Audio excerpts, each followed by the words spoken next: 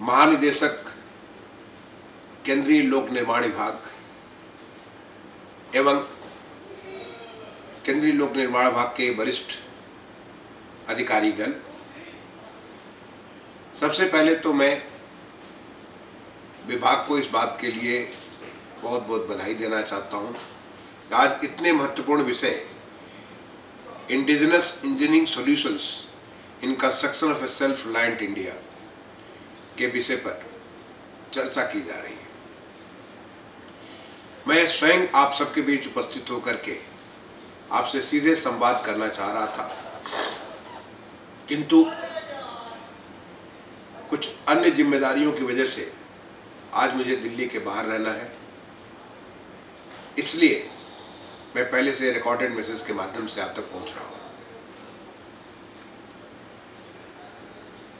विषय है indigenous technology for self reliance India, यानी हमें कंस्ट्रक्शन की उन नई तकनीकियों को अंगीकार करना है जिससे जो कंस्ट्रक्शन का कार्य केंद्रीय लोक निर्माण विभाग कर रहा है उसको बहुत तेजी से कर सके। आज जो जलवायु परिवर्तन का एक मेजर चुनौती हमारे सामने है उसको भी हम एड्रेस कर सके। जो डिजास्टर को लेकर के एक चिंता होती है, चाहे वो साइक्लोन से हो, अर्थक्वेक से हो, अन्य प्रकार के किसी भी प्रकार के फ्लडिंग से हो, उससे भी हम लोग अपने आप को सुरक्षित रख सके, या कैसे हम अपने रिसोर्सेज को बेहतर से बेहतर उपयोग कर सकते हैं। चाहे वो हमारा वेस्ट रिसोर्सेज हो, उसको कैसे उपयोग कर सकते हैं, या रिसोर्सेज को जो वेस्ट है उस वेस्ट को कैसे हम लोग कम कर सकते हैं। इसके बारे में माननीय प्रधानमंत्री जी के निर्देश पे एक हमारे मंत्रालय के द्वारा global housing technology challenge India GSTC आई 2019 मार्च में किया गया था, जिसमें दुनिया की 54 अलग अलग किस्म की टेक्नोलॉजी, कंस्ट्रक्शन टेक्नोलॉजी के लोगों ने भाग लिया और उनमें से 6 टेक्नोलॉजी को हमने इस चैलेंज के माध्यम से अंगीकार किया है।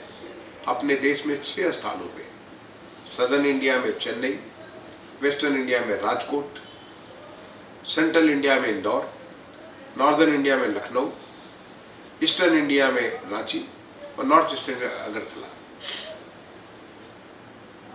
इन टेक्नोलॉजी की खासियत यह है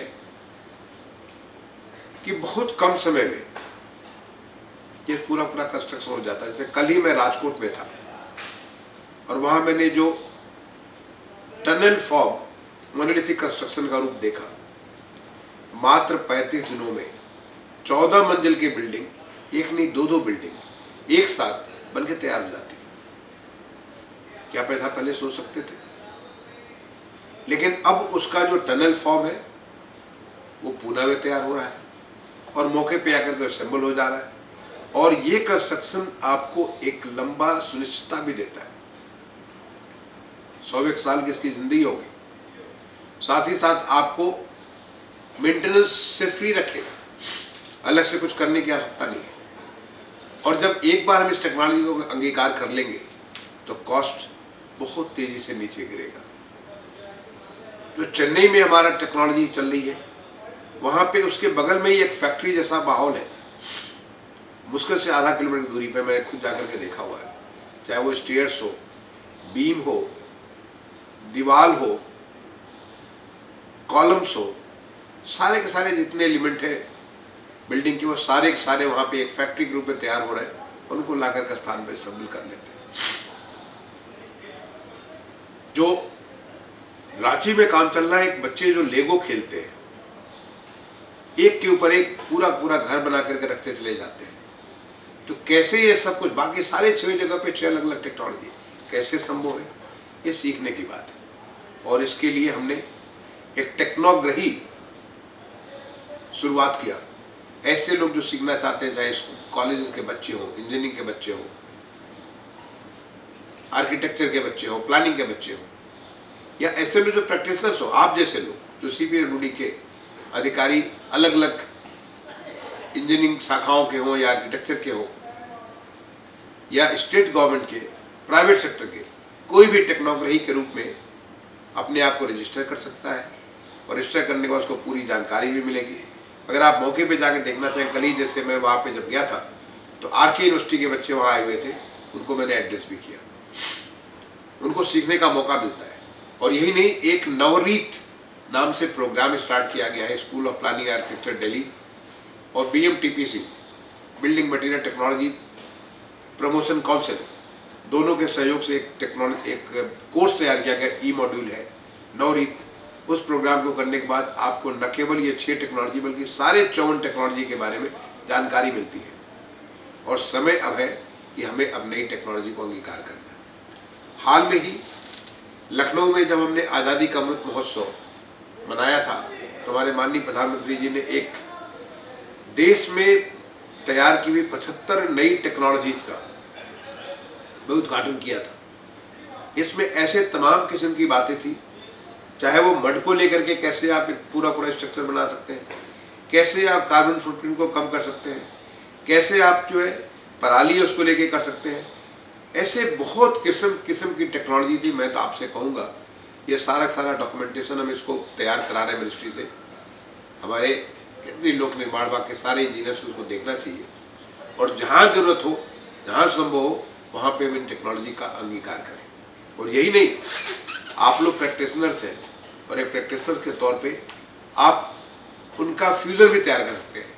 2-3 टेक्नोलॉजी को मिला के कुछ ऐसी चीज़ कर सकते हैं जो कि कहीं के लिए उपयोग हो। आप सब इंजीनियर्स हैं, आपने डिग्री हासिल किया, ऐसे अच्छे कॉलेज से डिग्री हासिल किया, क्यों नहीं ऐसा कुछ नया चीज़ करें जो कि हमारे देश के लिए, क्योंकि देश में चुनौती है, नए कंस्ट्रक्शन होने हैं, काफ़ी मात्रा में कंस्ट्रक्शन होने, वो कंस्ट्रक्शन ऐसे हों जिससे हमारे क्लाइमेट को बुरा असर न पड़े, जिससे हमें रिसोर्सेज, चाहे वाटर हो, चाहे मड हो, चाहे अन्य रिसोर्सेज हो, उसका कम से कम प्रयोग हो, रिसोर्सेज का कम से कम वेस्टेज हो, वेस्टेज को हमको कम करना है, हमें तेज़ी से काम करने से हमारे कॉस्ट में भी अंकुश पड़ेगा। तो ये हमें अडॉप्ट करने की ज़रूरत है। ये भी हमें देखने की ज़रूरत है कि भविष्य में मेंटेनेंस के ऊपर कॉस्ट कम हो, लॉन्गेविटी बहुत ज़्यादा हो। तो ये सारी बातों को देख करके हमें टेक्नोलॉजी को अंगीकार करना है। अभी हमारे देश में जब हमने ग्लोबल हाउसिंग टेक्नोलॉजी चैलेंज किया था तो affordable sustainable housing accelerator India, इसके नाम से 5 केंद्रों का शुरुआत किया। IIT चेन्नई, जिसे IIT मद्रास कहते हैं, IIT Mumbai, IIT Roorkee, IIT Kharagpur और central building research institute Jorhat में।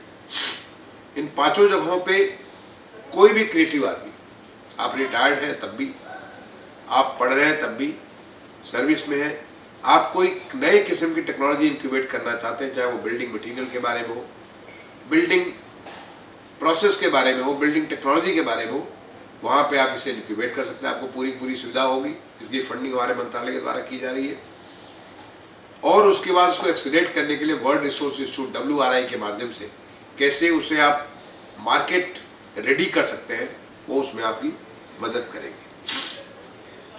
जब हम टेक्नोलॉजी की बात करते हैं, अभी हाल में CPWD ने बहुत अच्छा काम किया अफ्रीका एवेन्यू के ऊपर, KG मार्ग के ऊपर, जो 2 हमारे डिफेंस ऑफिस कॉम्प्लेक्स बने हैं।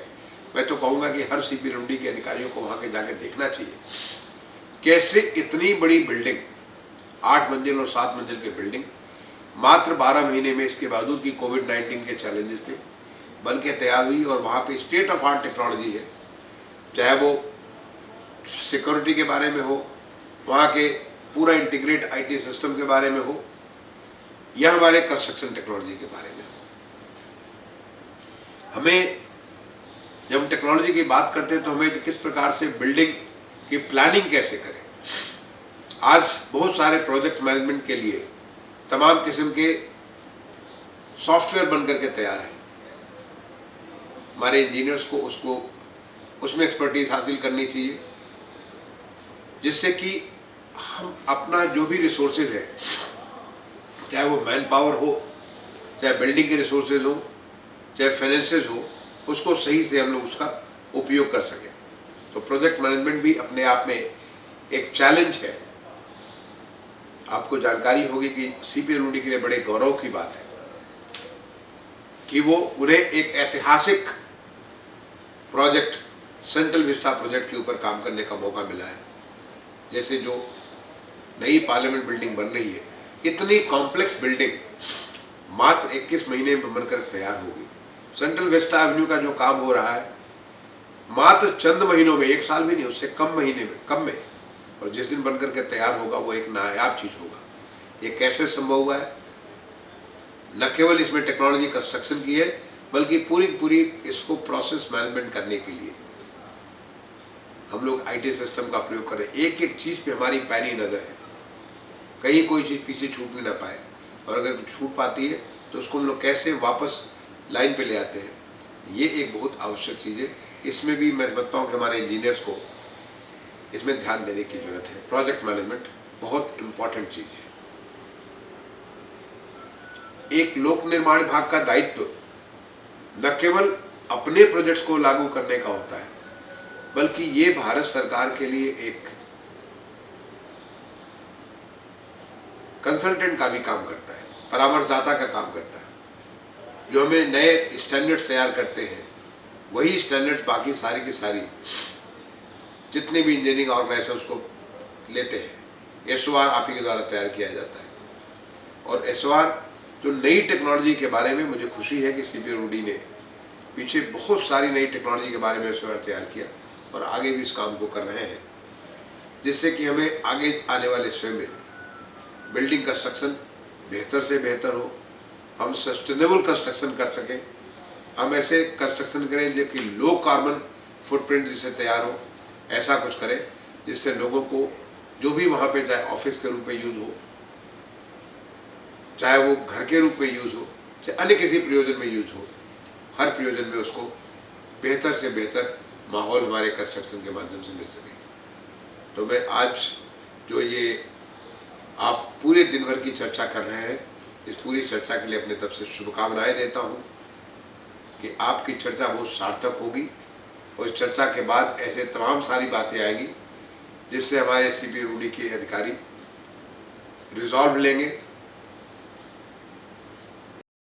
आगे किस प्रकार से हमारा रास्ता हो, जिससे कि हम देश का जो आज जो आत्मनिर्भर भारत, जो एक नए भारत का निर्माण हो रहा है, उस नए भारत के निर्माण में इतनी महत्वपूर्ण एजेंसी भारत सरकार की केंद्रीय लोक निर्माण विभाग किस प्रकार से अपनी सार्थक भूमिका अदा कर सकती है। मैं आप सबको बहुत बहुत शुभकामनाएं देता हूँ। धन्यवाद। जय हिंद।